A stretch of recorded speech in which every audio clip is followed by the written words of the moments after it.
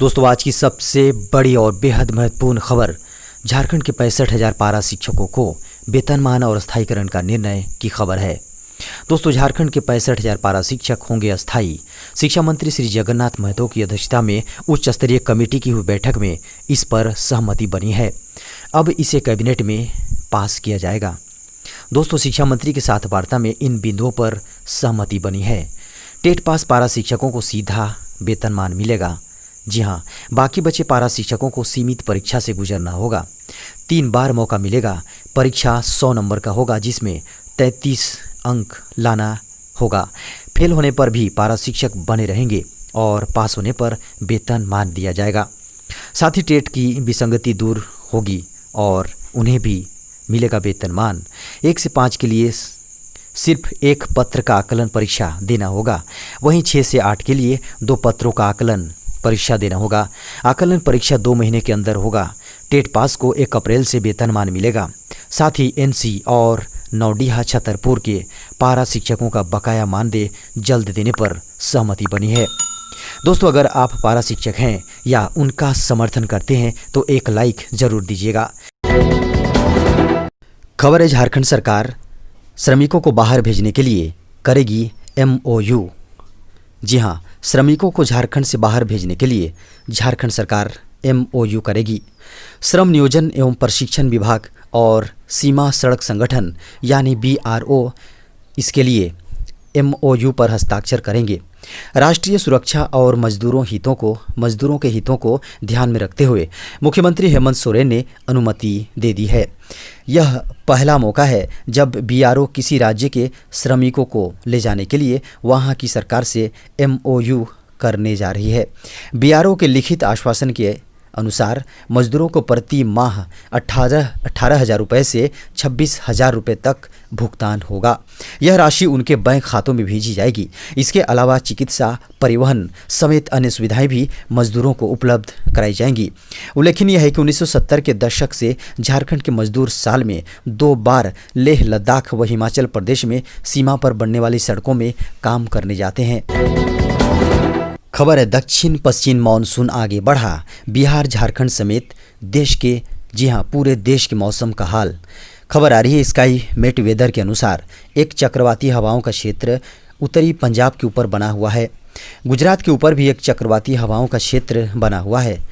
बंगाल की खाड़ी के मध्य पूर्वी भागों पर बना चक्रवाती हवाओं का क्षेत्र जल्द ही एक निम्न दबाव के क्षेत्र में तब्दील हो सकता है, जिसके कारण अगले 24 घंटे के दौरान अंडमान निकोबार द्वीप समूह पर मध्यम से भारी बारिश की संभावना है। पूर्वोत्तर भारत, ओडिशा के दक्षिणी तटीय हिस्सों, आंध्र प्रदेश, केरल, तटीय कर्नाटक, कोंकण, गोवा, गुजरात के दक्षिणी भागों और तमिलनाडु के कुछ हिस्सों में हल्की से मध्यम दर्जे की बारिश होने के आसार हैं। 1-2 स्थानों पर भारी वर्षा भी हो सकती है।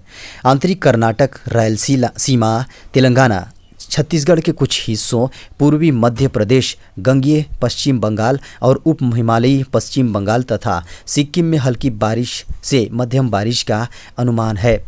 पूर्वी राजस्थान में धूल भरी आंधी या गरज के साथ छिटपुट वर्षा होने की संभावना है। झारखंड के बोकारो में आकाश में बादल छाए हुए हैं। मौसम विभाग के अनुसार यहां बिजली कड़कने के आसार हैं। कल से अगले 3 दिन यहां बारिश की संभावना है। आज यहां का न्यूनतम तापमान 27 डिग्री और अधिकतम तापमान 38 डिग्री दर्ज किया गया है। खबर है, झारखंड में कोरोना संकट के दौरान बढ़ी बेरोजगारी। दोस्तों, कोरोना संकट की वजह से झारखंड को बेरोजगारी के मोर्चे पर राज्य में बेरोजगारी दर में लगभग 5 गुना उछाल आया है। Centre for monitoring Indian economy की हालिया रिपोर्ट के मुताबिक सबसे ज़्यादा बेरोजगारी दर झारखंड में बढ़ी है। लॉकडाउन के पूर्व राज्य की बेरोजगारी दर 11.8% थी, जो मई मध्य तक बढ़कर 59.2% तक पहुंच गई है। हालांकि झारखंड से सटे ओडिशा और छत्तीसगढ़ के हालात बेहतर हैं। दोनों राज्य की बेरोजगारी दर क्रमशः 9.6% और 11.3% है। खबर है, 10 से 14 जून तक होगी बारिश, छाए रहेंगे बादल। दोस्तों, रांची सहित आसपास के इलाकों में मंगलवार को आसमान में बादल छाए रह सकते हैं। मौसम विभाग के निदेशक के अनुसार हल्की बारिश होने की संभावना है। 10 से 14 जून तक बादल छाए रहेंगे। 10 व 13 जून को 1-2 बार हल्के से मध्यम दर्जे की बारिश होगी। 11, 12 व 14 जून को 2 या 2 से अधिक बार हल्के से मध्यम दर्जे की बारिश की संभावना है। बांग्लादेश से ओडिशा के आंतरिक हिस्सों से होते हुए गंगेटिक पश्चिम बंगाल व झारखंड तक समुद्र तल से ऊपर 1.5 किलोमीटर क्षेत्र में टर्फ लाइन बना हुआ है। इसके अलावा पूर्वी मध्य बंगाल की खाड़ी के ऊपर बने साइक्लोनिक सर्कुलेशन के कारण पूर्वी मध्य बंगाल की खाड़ी के ऊपर निम्न दबाव क्षेत्र बनने की संभावना है। इसके बाद आगामी यह सिस्टम पश्चिम की ओर बढ़ेगा और अत्यधिक प्रभावी होगा। खबर है, स्कूलें खोलने को लेकर आया नया अपडेट। मानव संसाधन विकास मंत्रालय की बैठक में लिया गया ये बड़ा निर्णय। 8 जून से देश में अनलॉक के पहले चरण के तहत धर्मस्थल, शॉपिंग मॉल्स, होटल, रेस्तरां आदि खुल गए, लेकिन इस बात को लेकर अभी तक खुलासा नहीं हो पाया है कि स्कूल व कॉलेज कब खुलेंगे। यदि वे खुलते हैं तो सुरक्षा के क्या नियम होंगे। स्कूलों व कॉलेजों को खोलने को लेकर केंद्र सरकार तैयारियों में जुटी है, लेकिन इसके पहले हालात की समीक्षा की जा रही है। एक तरफ सरकार जहां पढ़ाई को लेकर मंथन कर रही है, दूसरी तरफ स्टूडेंट की सुरक्षा को लेकर भी चिंतित है। इसी बीच केंद्रीय मानव संसाधन विकास मंत्रालय ने राज्यों के साथ आम सहमति बनाने का निर्णय लिया है। आम सहमति के बाद ही अब दोबारा शैक्षणिक सत्र शुरू होने का रास्ता साफ हो सकेगा। खबर है, इन 13 राज्यों में one nation one ration card योजना लागू करने को लेकर हुआ बड़ा ऐलान। एक राष्ट्र एक राशन कार्ड यानी one nation one ration card scheme को लेकर केंद्र सरकार ने एक बार फिर से बड़ा ऐलान किया है। केंद्रीय उपभोक्ता मामले, खाद्य एवं सार्वजनिक वितरण मंत्री रामविलास पासवान ने one nation one ration card योजना को मोदी सरकार की दूसरी पारी की महत्वपूर्ण उपलब्धि करार दिया है। पासवान ने कहा कि 1 अगस्त 2020 तक देश के 3 और राज्य उत्तराखंड, नागालैंड और मणिपुर इस योजना से जुड़ जाएंगे। बीते 1 जून को भी ओडिशा, सिक्किम और मिजोरम को इस योजना से जोड़ा गया। पासवान ने कहा है कि 31 मार्च 2021 तक देश के बाकी बचे 13 राज्यों को भी इस योजना से जोड़ दिया जाएगा। केंद्र सरकार मार्च 2021 तक पूरे देश में इस योजना को लागू करने का पहले ही मन बना चुकी है। आपको बता दें कि इस समय देश में तकरीबन 20 राज्य हैं जहां one nation one ration card योजना शुरू हो चुकी है। ओडिशा, सिक्किम, मिजोरम, आंध्र प्रदेश, गोवा, गुजरात, हरियाणा, झारखंड, कर्नाटक, केरल, मध्य प्रदेश, महाराष्ट्र, राजस्थान, तेलंगाना, त्रिपुरा, बिहार, उत्तर प्रदेश, पंजाब, हिमाचल प्रदेश और दमन दीव में यह योजना शुरू हो चुकी है। खबर है, रेलवे की बड़ी घोषणा। 1 जुलाई से सभी ट्रेनों में तत्काल टिकट। भारतीय रेलवे ने बड़ी घोषणा की है। लॉकडाउन के बाद अब अगले 3 से 4 चरणों में अनलॉक हो रहे देश में यात्री ट्रेनों में जल्द ही तत्काल टिकट की सुविधा शुरू हो रही है। यात्री 1 जुलाई से रेल टिकट काउंटर या अधिकृत एजेंट से तत्काल टिकट ले सकेंगे। IRCTC की वेबसाइट पर और मोबाइल ऐप के जरिए तत्काल टिकट की सुविधा मिलती रहेगी।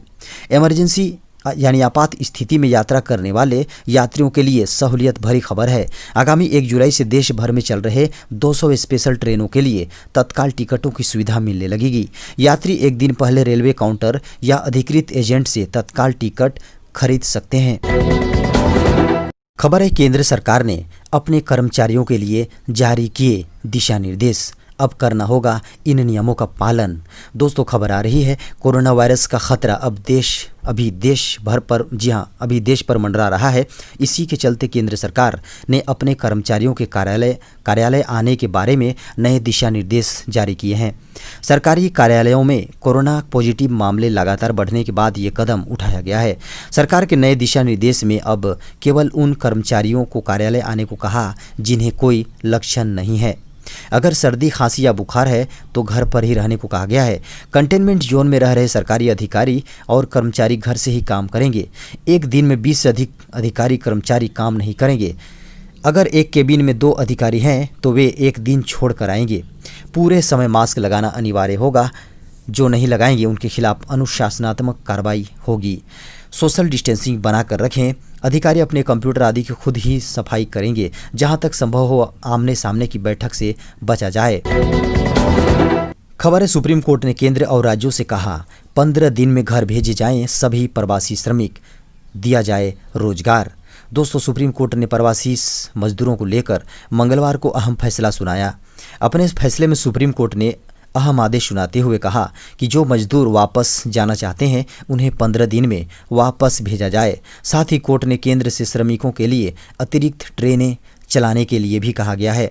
इसके साथ ही सुप्रीम कोर्ट ने आदेश में कहा कि लॉकडाउन के दौरान जिन मजदूरों पर कथित रूप से उल्लंघन करने के मामले दर्ज किए गए हैं उनके खिलाफ आपदा प्रबंधन अधिनियम 2005 के तहत सभी मामले वापस लिए जाएं। शीर्ष अदालत ने राज्यों और केंद्र शासित प्रदेशों को वापस लौटने वाले श्रमिकों को रोजगार प्रदान करने के लिए योजना तैयार करने को भी कहा है। कोर्ट ने केंद्र को यह निर्देश भी दिया कि राज्य मांग करे तो 24 घंटे के अंदर प्रवासियों को उनके घर भेजने के लिए अतिरिक्त ट्रेन उपलब्ध कराएं।